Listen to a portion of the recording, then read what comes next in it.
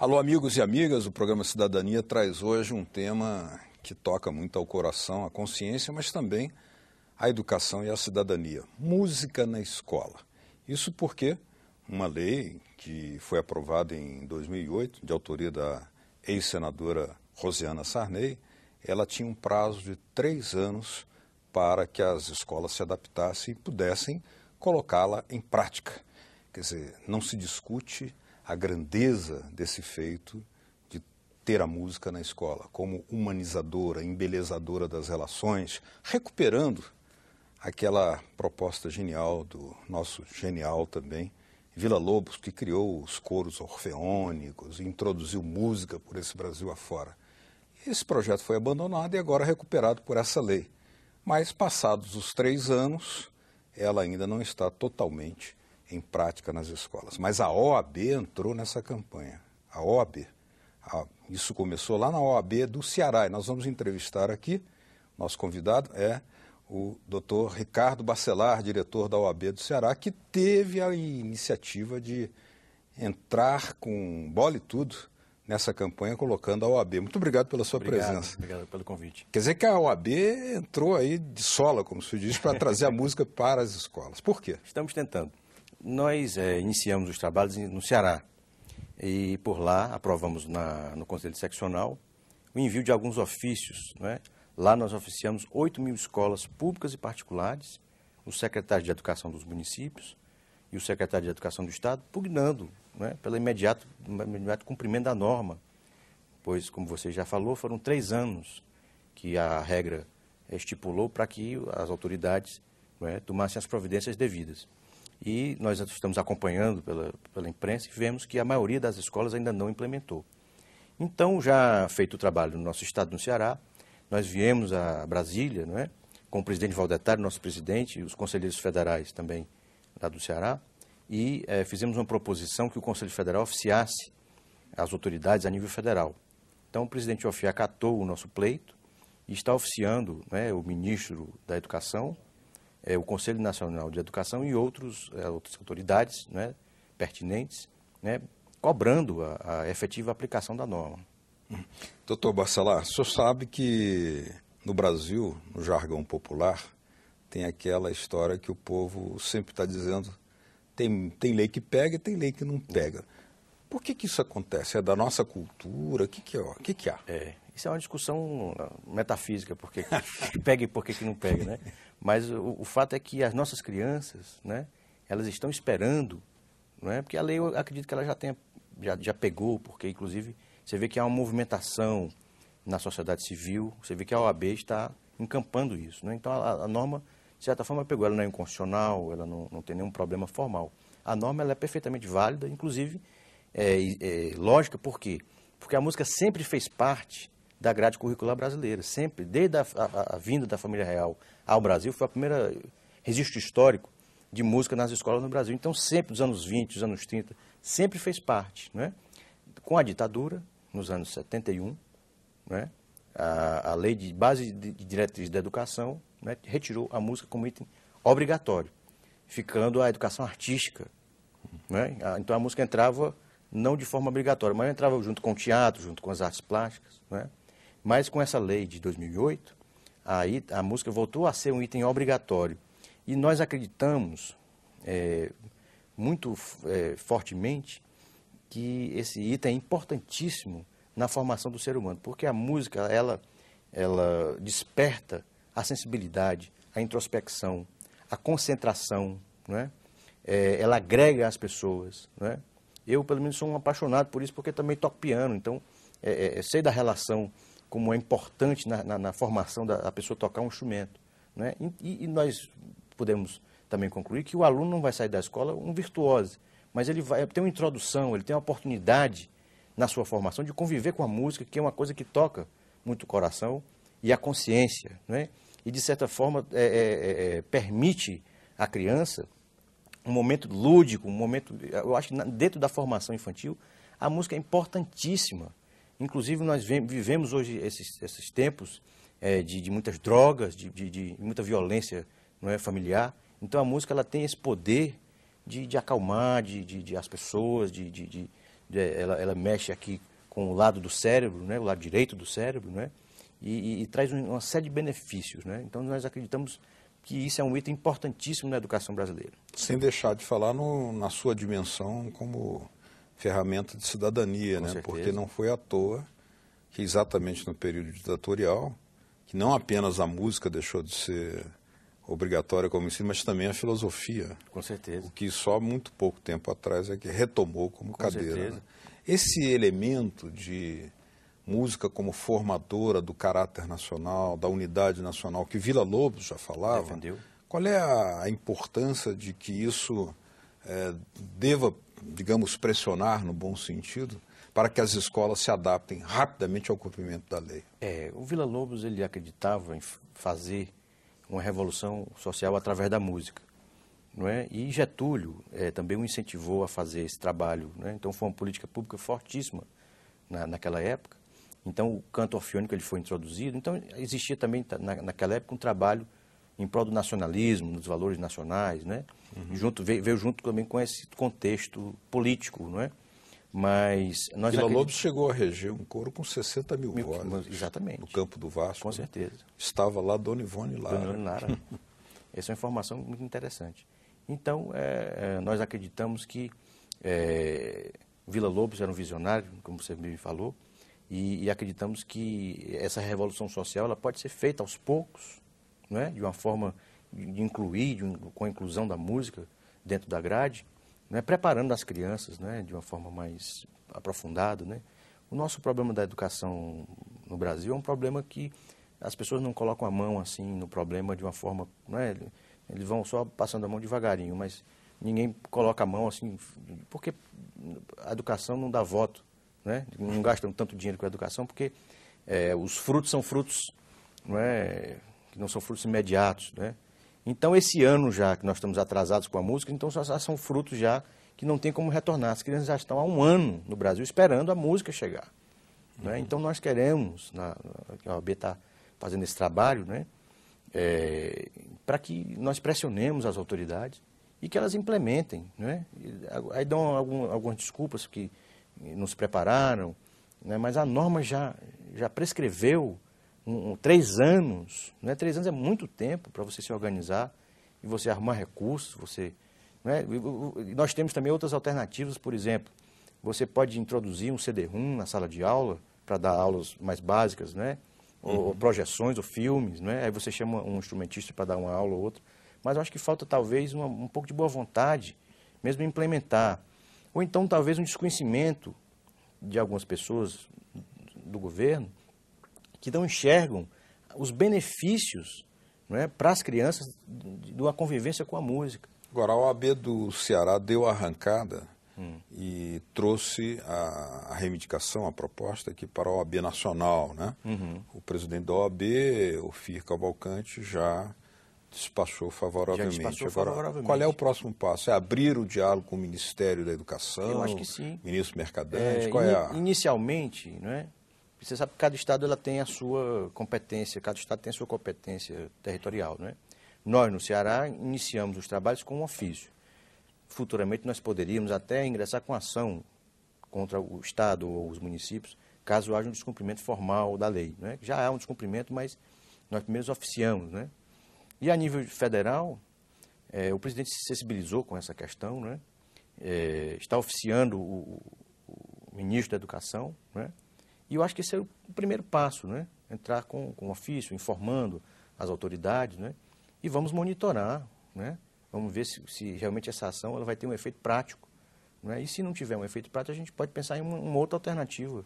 Mas eu acho que todas as pessoas, inclusive as que estão assistindo a gente nesse momento, os pais devem exigir das suas escolas, né? E mostrem que existe uma lei que é obrigatório o ensino de música, que todos cobrem aos diretores dos colégios, né? As autoridades locais, das cidades, os prefeitos, né? O secretário de Educação, para que implemente a música, que isso traz um benefício assim incontável. Né? A questão é que toda lei, principalmente uma lei dessa natureza, ela tem que ter a sua tradução orçamentária, né? Sim. E nós sabemos o quão difícil é hoje no Brasil esse debate em torno dos recursos disponíveis para a educação nesse momento, mas alguém poderia argumentar que muitos recursos também são destinados ao pagamento de juros bancários. A própria presidente da República está enfrentando Com certeza. essa alta dos juros, buscando reduzi-los, né? Como é que a OAB pode, porque tem uma dimensão política, cumprir a lei significa ajustar-se a uma prerrogativa de dar prioridade ao ensino da música nas escolas, tem uma dimensão pública e política. Sim, agora, se você for imaginar assim, sob o ponto de vista orçamentário, o impacto econômico disso não é muito grande, né? Não é você não vai colocar pianos de cauda nas escolas, entende? Importados. Você vai comprar umas flautas, uns tambores, um CD-ROMs, vai contratar um professor, um violão, um tecladinho. Eu não acredito que seja uma coisa... Você vai comprar violinos, você vai montar uma orquestra dentro da sala de aula. Você vai dar uma educação musical, né? Uma introdução, um curso médio de musical. Você não vai formar músicos profissionais dentro da escola. Você não vai precisar comprar pianos acústicos, instrumentos caríssimos. Não se trata de nada disso. E o próprio canto coral já pode preencher um canto coral, uma flauta doce, uma percussão, não é? Aí você tem para as crianças, você tem um determinado tipo de uma musicalização para as crianças, né? Que aí você ensina o que é grave, o que é agudo, você ensina o alto e o baixo, você ensina as notas, o lento e o rápido, você dá essas noções de dinâmica, quais são as notas, os instrumentos, né? O compasso, isso é uma coisa muito simples de ensinar, né? E, aliás, mesmo pensando numa tradução orçamentária da lei, isso vai gerar empregos, porque professores de música serão contratados. No universo e a indústria de instrumentos musicais será estimulada também. A indústria de instrumentos, você vai ajudar os músicos também que vão dar aula, né? Você vai agregar as crianças, por exemplo, numa escola do interior, por exemplo, um estado muito pobre, uma cidadezinha do interior pequena, se ela tem aquela escola pública, ela pode, de repente, agregar um grupo musical, crianças ali que começam. De repente surge um grande músico, um grande nome, não é? Eu mesmo comecei a tocar na escola. Tinha um piano acústico no meu colégio, a minha família já tocava, e eu tinha um auditório na minha escola, e foi na escola que eu aprendi a gostar de música também, além da família. Curioso, doutor Bacelar, que há um projeto que se ajusta muito a essa dimensão musical, que só que é de outro ministério, o Ministério da Cultura, que é o de recuperação das retretas, das bandas musicais, inclusive com fornecimento de instrumentos. Com certeza. Porque isso é uma instituição nacional, as bandas. Com certeza, as bandas não foi à toa que Chico Buarque compôs com certeza, célebre A Banda. A Banda, com certeza. Não é? E tem o João Carlos Martins também, o maestro, faz um trabalho fantástico de criação de orquestras nas cidades, né? Ele tem um projeto muito interessante, já me disse sobre isso. Então nós temos um campo vastíssimo aí para... Eu acho que isso é o início, talvez, de um movimento aí das entidades. Acho que outras entidades também da sociedade civil poderiam se engajar, não é? E cobrar das autoridades, né? Associações ligadas à educação, à cultura, né? E acreditamos mesmo profundamente que isso é um tema de muita importância e que vai fazer uma diferença. A música ela sempre faz uma diferença na vida de qualquer pessoa. Inclusive, eu tenho essa tese, geralmente quem toca, às vezes, acha que, não, só pode tocar quem toca bem. Eu acho que qualquer pessoa que toca qualquer instrumento, ela tem um direito, nós somos musicais. O ser humano ele é musical, começa pela batida do coração, que é ritmada. Né? Então, qualquer pessoa ela tem o direito de exercer a sua personalidade musical, de emitir um som. Nós falamos, nós emitimos ruídos. Né? Então, qualquer som emitido, respeitado o ouvido do vizinho, ele traz uma série de benefícios para a pessoa. A pessoa bota as coisas para fora, não é? Ela tem um momento de reflexão, não é? Isso eu acho, pelo menos na minha vida, a música ela tem assim, um papel fundamental. Eu estou, às vezes, nervoso, estou chateado, você toca piano, você bota as coisas para fora. A música é agregadora e socializadora, né? Com certeza. Não, e ela tem prepara o cidadão. Caráter assim que você... É uma coisa para dentro, você se internaliza, não é? E a música ela tem uma característica interessantíssima, ela aprisiona o ouvinte. Quando você gosta de uma música, você não consegue mais fazer outra coisa. Se aquela música lhe captura, né? Todo músico profissional ele tem esse jargão. Você nunca pode deixar o público se dispersar quando você está tocando. Porque quando você toca, você aprisiona a pessoa que está ouvindo, né? Então não pode a gente chegar, não pode deixar a peteca cair. Um aprisionamento que liberta, né? Um aprisionamento Liberta no a bom potencialidade sentido, né? da alma. Mas eu digo a atenção, né? A atenção das pessoas. Agora, digamos aqui, se essa atitude ou esse esforço da OAB em tentar sensibilizar as autoridades, sejam municipais, estaduais ou federais, para o cumprimento de uma lei, se ela vier a ter alguma dificuldade, será que a OAB poderia fazer uso de algum tipo de expediente jurídico ou caberia também, na visão da OAB, que o próprio Congresso também se posicionasse solicitando o cumprimento de uma lei que ele aprovou? O Congresso poderia fazer algum expediente, mas a OAB ela teria legitimidade para ingressar com ação judicial. Eu não, por exemplo, no estado do Ceará, onde nós moramos, nós cogitamos também a hipótese de adentrar com ação civil pública, não é? Porque a OAB tem essa função, tem esse munus público, não é? Ela tem essa legitimidade processual para adentrar ações para esse tipo de coisa, a defesa da cidadania, não é? O que os governantes alegam? Mas eu acho que seria ainda antipático você ingressar com esse tipo de abordagem, não é?